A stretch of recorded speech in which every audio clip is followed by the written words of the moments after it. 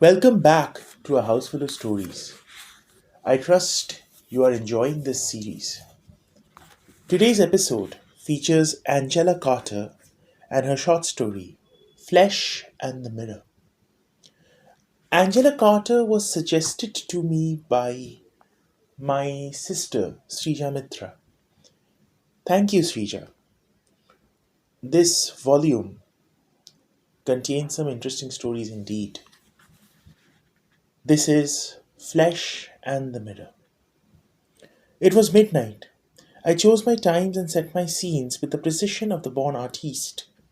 Hadn't I gone 8,000 miles to find a climate with enough anguish and hysteria in it to satisfy me?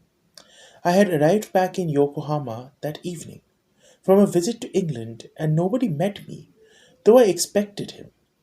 So I took the train to Tokyo, half an hour's journey. First, I was angry, but the poignancy of my own situation overcame me, and then I was sad.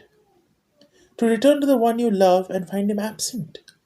My heart used to jump like Pavlov's dog at the prospect of such a treat. I positively salivated at the suggestion of unpleasure. I was sure that was real life. I'm told I always look lonely when I'm alone. That is because when I was an intolerable adolescent, I learned to sit with my coat collar turned up in a lonely way so that people would talk to me. And I can't drop the habit even now, though now it's only a habit, and I realize a predatory habit. It was midnight, and I was crying bitterly as I walked under the artificial cherry blossom with which they decorate the lamp standards from April to September.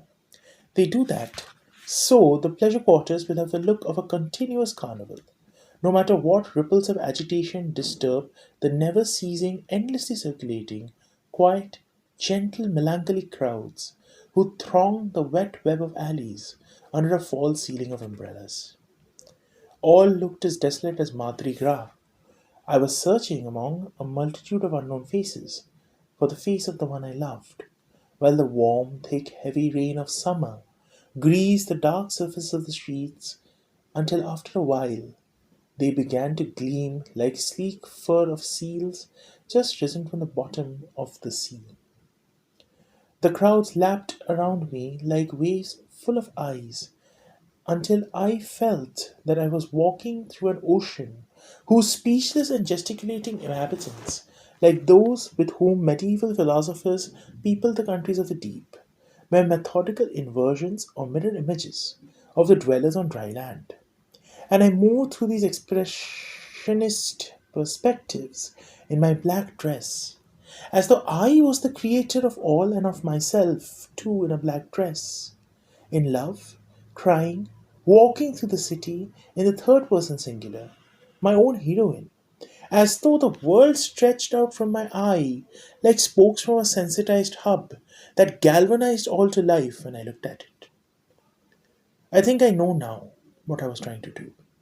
I was trying to subdue the city by turning it into a projection of my own growing pains. What solipsistic arrogance! The city, the largest city in the world, the city designed to suit not one of my European expectations. This city presents the foreigner with a mode of life that seems to him to have the enigmatic transparency, the indecipherable clarity of a dream. And it is a dream he could himself never have dreamed. The stranger, the foreigner, thinks he is in control, but he has been precipitated into somebody else's dream. You never know what will happen in Tokyo. Anything can happen. I had been attracted to the city first because I suspected it contained new, enormous histrionic resources. I was always rummaging in the dressing up box of the heart for suitable appearances to adopt in the city. That was the way I maintained my defenses. For at that time, I always used to suffer a great deal if I let myself get too close to reality, since the definitive world of the everyday, with its hard edges and harsh light, did not have enough resonance to echo the demands I made upon experience. It was as if I never experienced experience as experience. Living never lived up to the expectations I had of it. the Bovary syndrome. I was always imagining other things that could have been happening, and so I always felt cheated, always dissatisfied. Yes, always dissatisfied. Even if, like a perfect heroine, I wandered, weeping, on a forlorn quest for a lost lover through the aromatic labyrinth of alleys. Then wasn't I in Asia? Asia! But even though I lived there, it always seemed far away from me. It was as if there were glass between me and the world, but I could see myself perfectly well on the other side of the glass. There I was, walking up and down, eating meals, having conversations, in love, indifferent, and so on. But all the time I was pulling the strings of my own puppet. It was this puppet who was moving about on the other side of the glass, and I eyed the most marvelous adventures with the bored eye of the agent with the cigar watching another audition. I tapped out the ash and asked her events. What else can you do? So I attempted to rebuild the city according to the blueprint in my imagination as a backdrop to the plays in my puppet theatre. But it sternly refused to be so rebuilt. I was only imagining it had been so rebuilt. On the night I came back to it, however, I looked for the one I loved. She could not find him anywhere, and the city delivered her into the hands of a perfect stranger, who fell into step beside her and asked why she was crying. She went with him to an unambiguous hotel with mirrors on the ceiling and lascivious black lace draped around a palpably illicit bed. Sorry. His eyes were shaped like sequins. All night long, a thin, pale, sickle moon with a single star pendant at its nether tip floated upon the rain that pitter pattered against the windows, and there was a clockwork whirring of cicadas. From time to time, the wind bell dangling from the eaves let out an exquisitely mournful tinkle. None of the lyrical eroticism of this sweet, sad moonlight of summer rain had been within my expectations. I had half expected he would strangle me. My sensibility wilted under the burden of response. My sensibility foundered under the assault on my senses. My imagination had been preempted. The room was a box of oiled paper full of the echoes of the rain. After the light was out, as we lay together, I could still see the single shape of our embrace in the mirror above me. A marvelously unexpected conjunction cast at random by the enigmatic kaleidoscope of the city. Our pelts were stippled with the fretted shadows of the lace curtains, as if our skins were a mysterious uniform provided by the management in order to render all those who made love in that hotel anonymous. The mirror annihilated time, place, and person. At the consecration of this house, the mirror had been dedicated to the reflection of Chan's embraces. Therefore, it treated flesh in an exemplary fashion, with chastity and indifference. The mirror distilled the essence of all the encounters of strangers whose perceptions of one another existed only in the medium of the chance embrace, the accidental.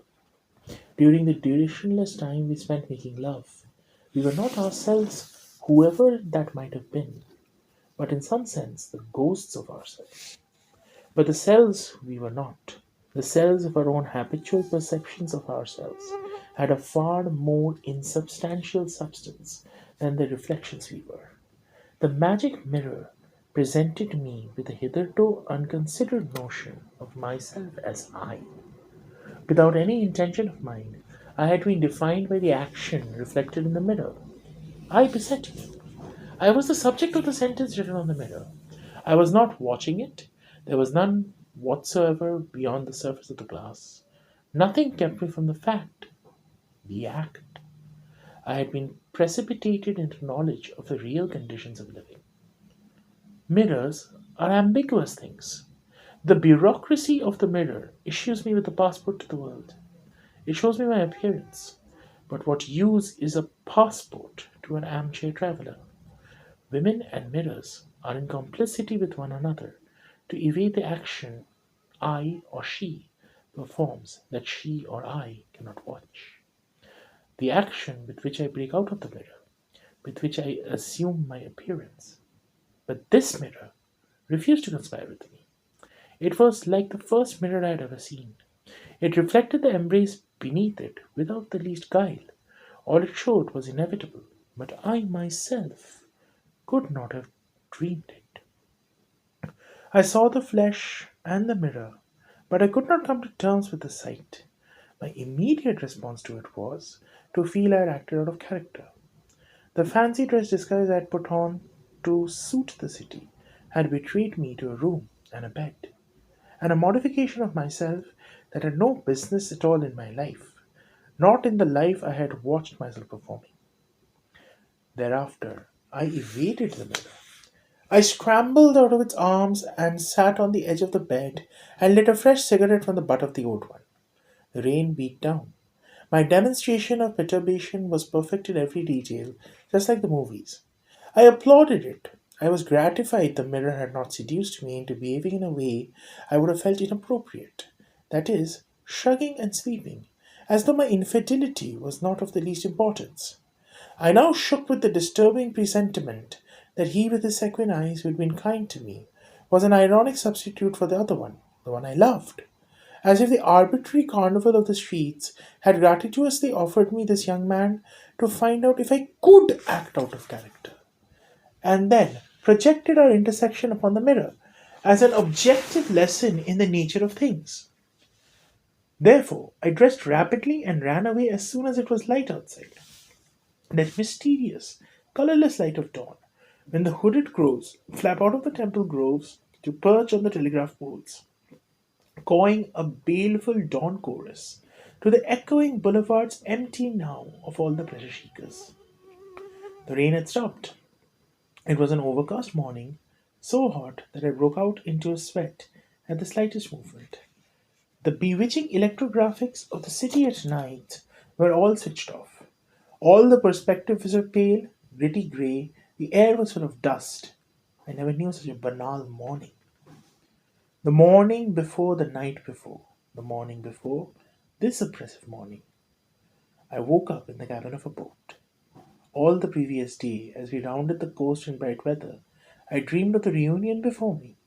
A lovers' meeting refreshed by 3 months I had been gone, returning home due to a death in the family. I will come back as soon as I can. I'll write. Will you meet me at the pier? Of course he will.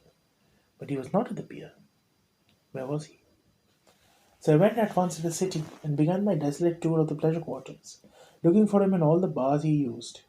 He was nowhere to be found. I did not know his address, of course.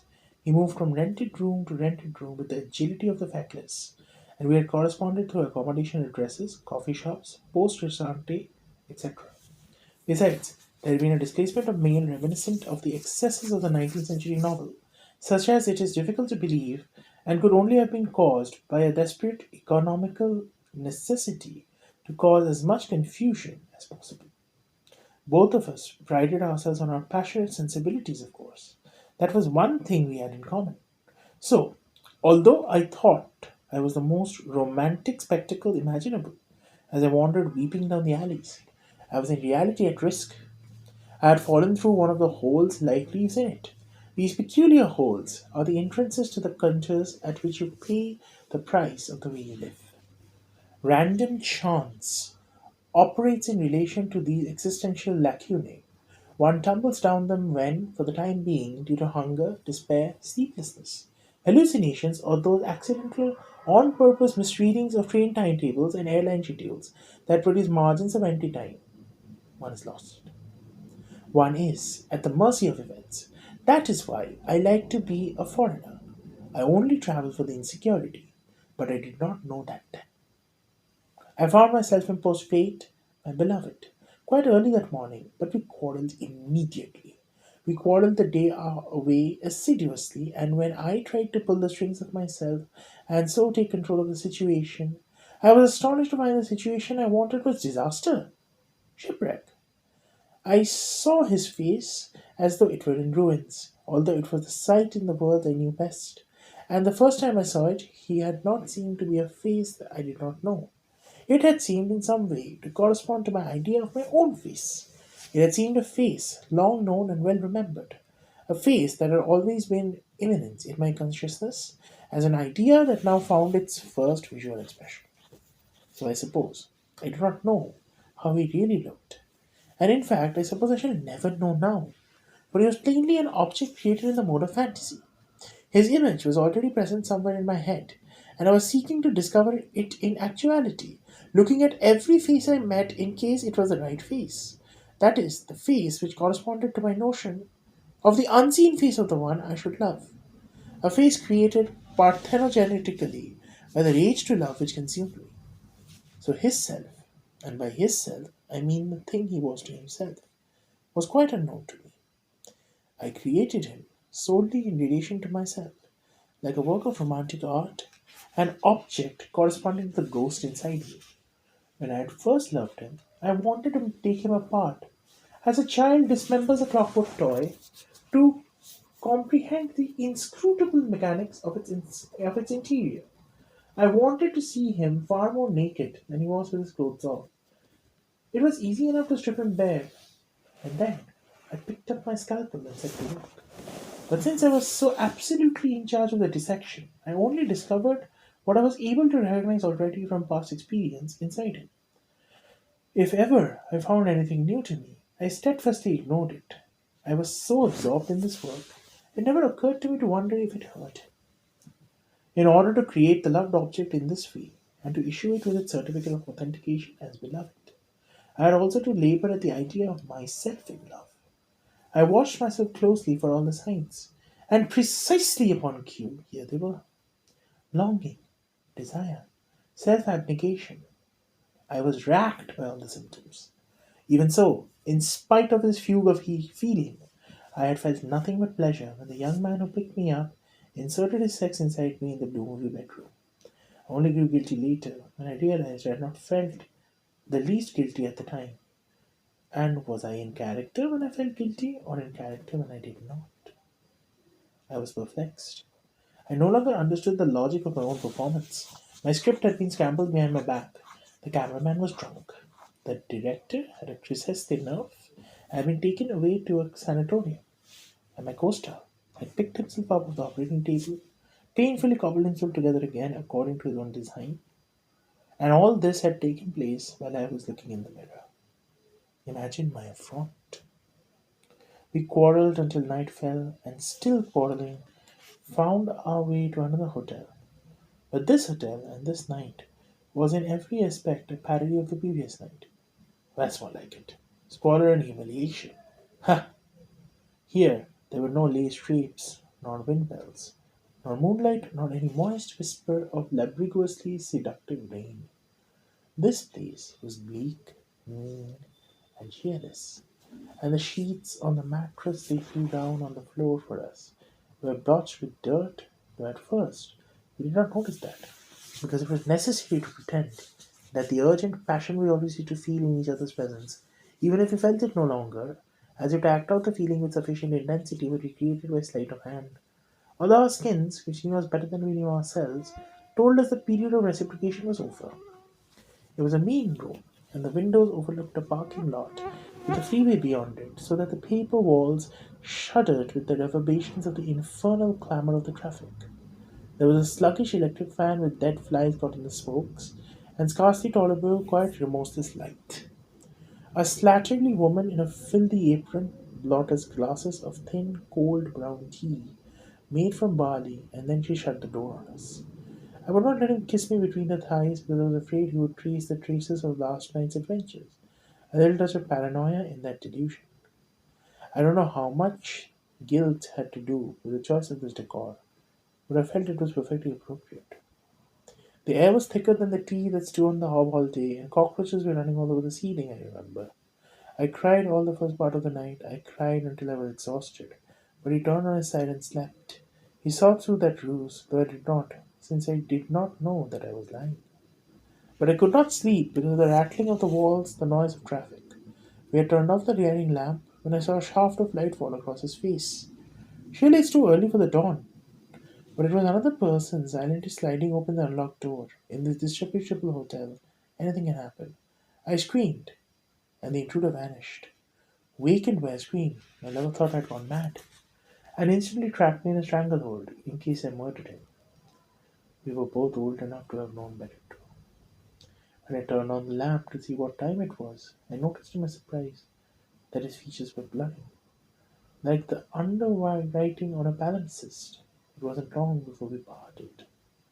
Only a few days. You can't keep that pace up for long. Then the city vanished. It ceased, almost immediately, to be a magic and appalling place. I woke up one morning and found it had become home. Though I still turn up my coat collar in a lonely way, and I'm always looking at myself in mirrors. They're only habits and give no clue at all to my character, whatever that is. The most difficult performance in the world is acting naturally, isn't it? Everything else is artful. That was Flesh and the Mirror by Angela Carter. A strange story, I'll give you that. And the monotony of the narrative, the one person narrative, could perhaps have been expressed better. I tried. And I will see you in 2 weeks with another tale, and hopefully that one will interest you as well. Take care, stay safe, see you in 2 weeks, and may the force be with you.